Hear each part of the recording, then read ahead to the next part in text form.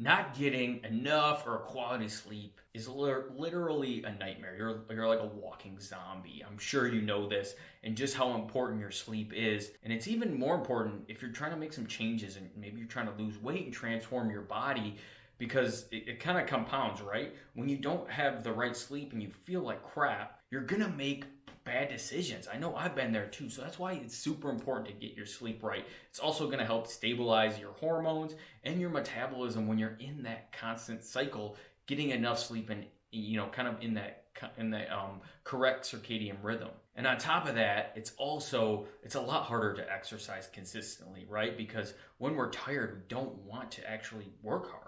We just want to sleep. That's all we're thinking about. We want to take breaks. I know I've been there too, so that's why it's super important. I want to go over the doc's orders for you to really start sleeping like a baby so you can get to sleep on time. You don't lay wide awake. I know that's a big problem that I always hear is, I try to go to bed on time, but my brain is going crazy. And a lot of times it's because you're just really not, your brain and your body aren't taxed out enough for you to go to sleep. So we want to fix that today. I'm going to go over the doc's orders for you to start sleeping like a baby. Number one, you probably heard me say this one before, super important, is to work out first thing in the morning. You need to push into that resistance to hit the snooze, that resistance to lay in bed and then wait till the last minute. You need to get up early. You need to push into it, because as soon as you do and you wake up, your body's going to be shocked and your brain's going to be shocked too.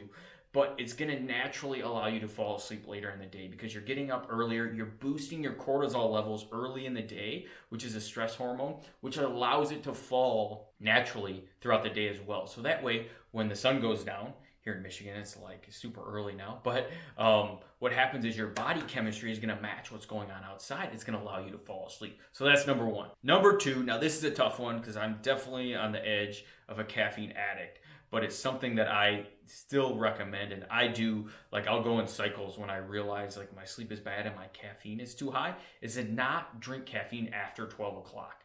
Because even though like you're like, well, I don't feel the effects later, caffeine has a half-life of a certain amount of hours, and basically if you drink it after noon and you're trying to go to bed, it's still going to be in your system. And what happens is that won't allow you to get into a deep sleep really that you need to get the recovery that you want.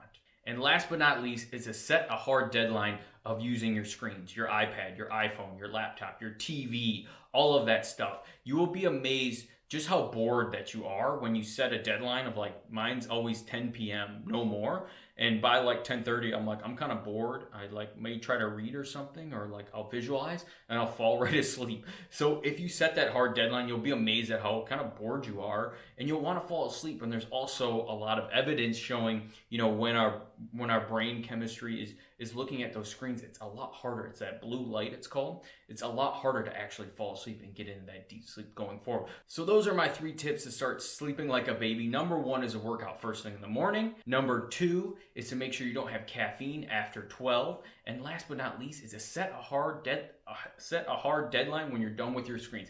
Let me know what's the one way that you're going to start sleeping like a baby today.